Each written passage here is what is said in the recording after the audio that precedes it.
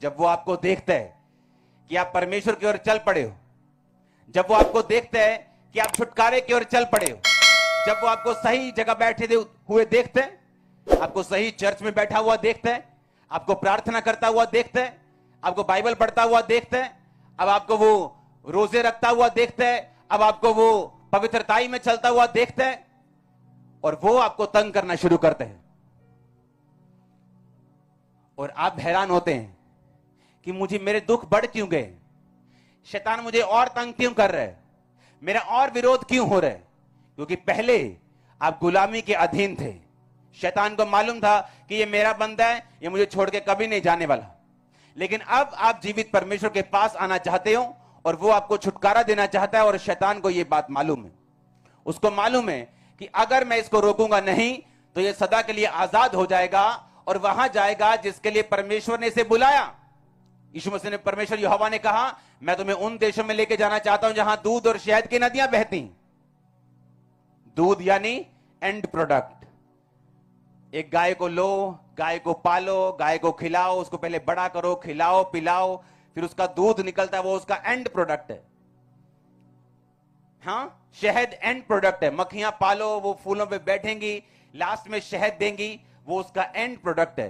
परमेश्वर ने कहा, मैं तुझे बेस्ट दूंगा जो तेरे लिए बना हुआ है, अगर तू मेरी बात को सुनेगा। मैं तुझे एंड प्रोडक्ट दूंगा, दूध और शहद की नदियां जहां बहती, मैं वो देश दूंगा। और जब शैतान आपको ये बात देखते हैं, जब आप बाइबल पढ़ते हैं, आप चर्च जाते हैं, आप परमेश्वर के रास्तों को फॉलो करना शुरू कर देते हैं, उसको मालूम है जिस तरह इजरायली छुड़ाए गए थे, ये लोग छुड़ाए जाएंगे। अब वो क्या करते हैं, आपके रिश्तेदार के जरिए आते हैं, सताव के जरिए आते हैं, मुश्किलों के जरिए आते हैं, आप पे और अधिक वो आप पे बोझ और भार डालने की कोशिश करता है ताकि आप परमेश्वर की बातों पर ध्यान ना लगाएं। जैसे ही उनको दुगना काम मिला, वो बिजी हो गए। और मूसा दोबारा फिर आया। मूसा कहता, परमेश्वर ने मुझसे कहा है कि ऐसा ऐसा ऐसा ऐसा होगा और तुम लोग इस देश में जाओगे। और पर बाइबल कहती, अपने दिल की बेचैनी के कारण अब उन्होंने मूसा की बातों पर ध्यान नहीं लगाया। अपने मन की क्रूरता और दिल की बेचैनी के कारण, कि जब पहले मूसा ने कहा था, आओ मैं तुम्हें चिन्ह दिखाता हूं, देखो मेरी लाठी सांप बन गई, मेरा हाथ देखो कोड़ी हो गया, बंदर डाला फिर चंगा हो गया। कहते हाँ ठीक है, हम तेरे साथ है, जा राजा से बात कर। जब राजा ने आगे से चप्पल निकाल ली और वापिस आ गए, उसके बाद कहते, नहीं मूसा, अब हम तेरी कोई भी बात नहीं सुनेंगे। और यही शैतान चाहता था। आप मसीह में आए, आपका सताव हुआ, 2-4 मुश्किलें आ गई, क्योंकि शैतान ने देख लिया आप छूट जाओगे। उसने देख लिया आपका छुटकारा सदा के लिए हो जाएगा। उसने देख लिया कि आप तो बढ़ जाओगे और दूसरों को भी छुड़ाओगे। उसने आप पे डबल, ट्रिपल, 4 गुना मुसीबतें डाल दी ताकि आप परमेश्वर की बातों पे ध्यान ना लगाएं। मैं ऐसे क्रिश्चियन लोगों को जानता हूं जो बोलते हैं, हम ज्यादा प्रार्थना नहीं करते। क्रिश्चियन लोग, मसीही लोग। मैं क्या, क्यों? कहते जैसे हम प्रार्थना करना शुरू करते हैं, हमारे घर में मुसीबतें बढ़ जाती हैं। मैंने कहा, अच्छा तो फिर क्या करोगे? कहते हम प्रार्थना नहीं करते, हम बहुत थोड़ी प्रार्थना करते हैं। हाँ, ए हमारे बाप, रोटी पे कर ली, इसको ब्लेस कर दे, दाल नू है कर दे, मटर पनीर नू है कर दे, खादा दे, चलो कम्मा दे। हाँ, मैंने कहा फिर तो आप शैतान के बंधन में हो, क्योंकि आपने उसके साथ कॉम्प्रोमाइज कर लिया। आपने ये हाथ मिला लिया कि ठीक है, मैं खुदाबंद ने जो मेरे लिए ठहराया लेवल, मैं वहां नहीं जाऊंगा, मैं यहीं बैठा रहूंगा, मैं तेरे साथ कॉम्प्रोमाइज करता हूं। शैतान के साथ कॉम्प्रोमाइज कर लिया। क्योंकि अगर आप पे मुसीबत आई, अगर आप पे सताव आया, अगर शैतान ने आपकी लाइफ में प्रॉब्लम्स डालने की कोशिश की है, तो ये इस बात की साफ निशानी है कि आप अपने उस देश में जा रहे हो जहां दूध और शहद की नदियां बहती हैं। अब तो हम पैदा ही उस देश में हुए, लेकिन समझो मेरी बात को, कि अब आप उस डेस्टिनी, उस मंजिल की ओर जा रहे हो जहां आपको बेस्ट प्रोडक्ट मिलने वाले हैं, जहां दूध और शहद की नदियां बहती। ये परमेश्वर की योजना है आप लोगों के लिए। लेकिन बाइबल कहती है शैतान ने उन्हें दुगना तंग किया, तिगना तंग किया कि गिव अप कर दें, क्विट कर दें, चर्च जाना छोड़ दें, बाइबल पढ़नी छोड़ दें, रोजे रखने छोड़ दें।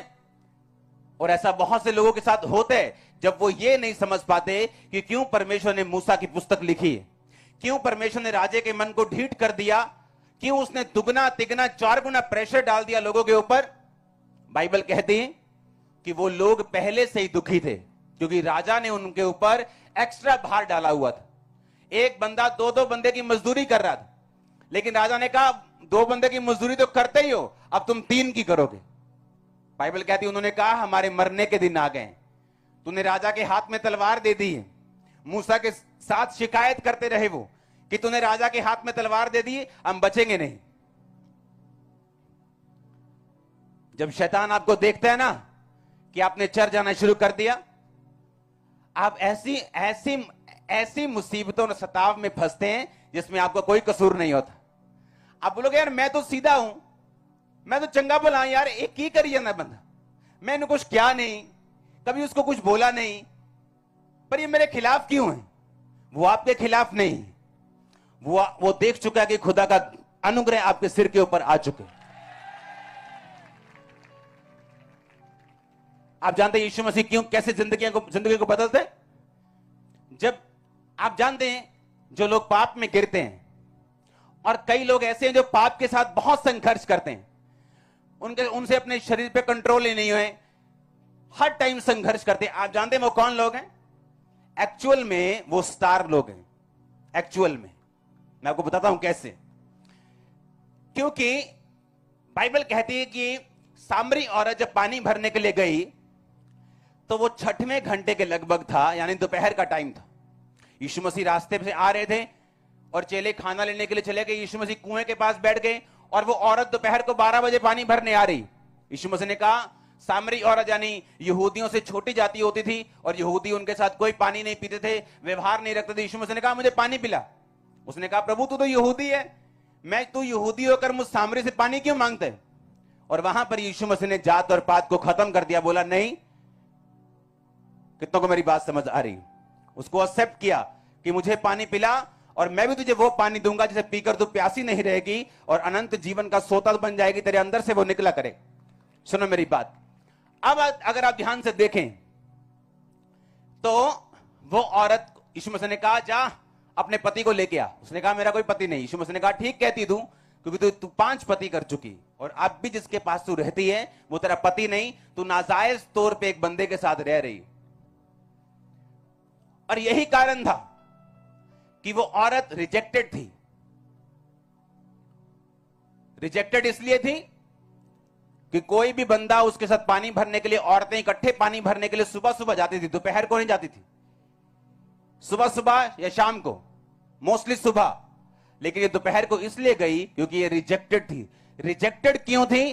क्योंकि इसको पाप करने की आदत थी। इसकी मैरिज फेल नहीं हुई थी कि ठीक है एक मैरिज फेल हो गई, दूसरी कर ली, चलो कोई बात नहीं, दूसरी फेल हो गई, तीसरी फेल हो गई। परमेश्वर कहता है वो तू 5 पति कर चुकी, अब भी जिसके पास तू है वो तेरा पति नहीं है, पर तू उसके साथ रहती है। इसको पाप करने की आदत थी। पाप की वजह से इसको रिजेक्शन सहनी पड़ी, दुख सहने पड़े। पाप की वजह से इस औरत की फैमिली कभी सेट नहीं हुई, इसको राइट पति कभी नहीं मिला। बॉयफ्रेंड ही मिलते रहे और वो छोड़ के जाते रहे। क्यों? पाप की वजह से। लेकिन जब यीशु मसीह ने उसे देखा और बोला अगर तुम मुझसे मांगे उस माफी के झरने को और मैं अगर तुझे दूंगा, और बाइबल कहती है जब यीशु मसीह ने उसके सारे भेद खोल दिए, उसने कहा मुझे लगता है कि तू भविष्यद्वक्ता है। तो क्या हुआ? वो औरत ने यीशु मसीह को ग्रहण किया, इसका मतलब उसने पाप छोड़े। और बाइबल कहती उसी औरत के द्वारा वो पूरा गांव बचाया गया, क्योंकि वो भागी भागी गांव में गिर बोली देखो देखो देखो मैंने जो किया तुम्हें भी नहीं पता पूरा, लेकिन उस बंदे ने मुझे सब कुछ बता दिया। मैं जैसी उसने मुझे पूरा बता दिया, मैं क्या हूं उसने मुझे पूरा बता दिया। आओ देखो वही भविष्यद्वक्ता है जिसके बारे में हम इंतजार कर रहे हैं। और बाइबल कहती गांव वाले आए और यीशु मसीह को मना के ले गए और 2 दिन यीशु मसीह उनके साथ रहे और उन गांव वालों ने देख लिया कि ये परमेश्वर है और उसको ग्रहण किया। अब क्यों शैतान ने उसको तंग किया, उस औरत को? क्यों हमेशा उसे पाप में डालता रहा? क्यों उसकी हमेशा खिंचाई करता रहा?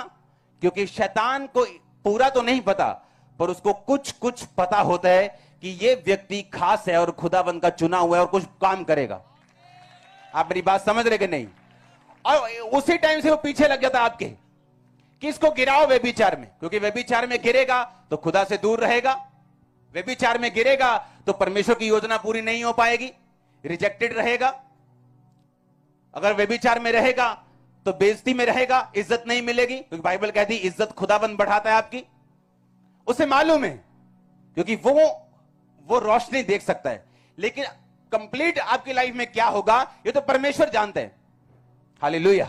पर शैतान को रोशनी दिखती है, उसको मालूम है कि कुछ है इस व्यक्ति में खास, अगर मैं इसको नहीं मारूंगा, उसका पीछा नहीं करूंगा, इसको नहीं गिराऊंगा, तो ये वही काम कर पाएगा जो उस औरत ने किया। हालेलुया। और आप देखते हैं ज्यादातर जो आत्मिक स्टार्स हैं, जो आत्मा में स्टार लोग हैं, वो पाप में गिर जाते हैं, और जो लोग नहीं गिरते वो आगे बढ़ जाते हैं। और गिरने के बाद जब बेइज्जती आती, जब मुसीबतें आती, जब मुश्किलें आती, उनको मालूम होता है कि ये शैतान की योजना थी, इसलिए उसने मुझे गिराया। क्योंकि शैतान उन लोगों को गिराने का ज्यादा इच्छुक है जिनकी लाइफ में परमेश्वर की कोई योजना है। हालेलुया। आपको कभी हैरानी नहीं होती क्यों हर टाइम वो आपको बोलता है चल सिगरेट पिए, चलो चलो, सूटा ओ सिगरेट पी रहा, ओ तेरी तो देख ले, दिल कर रहा है। कितने मेरी बात को समझ रहे हैं? क्यों ऐसा क्यों? या वे विचार करने के लिए, या पैसे की, ये इस चीज की, क्यों? उसे मालूम है, वो रोशनी देख चुका है, उसे मालूम है आप कौन है, उसे मालूम है आपकी लाइफ से क्या होगा। इसीलिए बाइबल कहती जब राजा ने देखा इस्राएलियों को तो वो डर गया, कहता ये इतने ज्यादा हो गए? कहते हां। कहता इनको दबाओ, ज्यादा मजदूरी करो। ज्यादा मजदूरी की उन्होंने दुहाई दी, परमेश्वर ने मूसा को भेज दिया। मूसा कहता छोड़ दे इनको, कहते अच्छा छोड़ दो, अच्छा तिगनी कर दो मजदूरी। शैतान जैसे उनके ऊपर लाइट को देखता है, उनको दबाने की कोशिश करता है, लेकिन बाइबल कहती जैसे जैसे शैतान इस्राएलियों को दबाता गया वो और बढ़ते गए।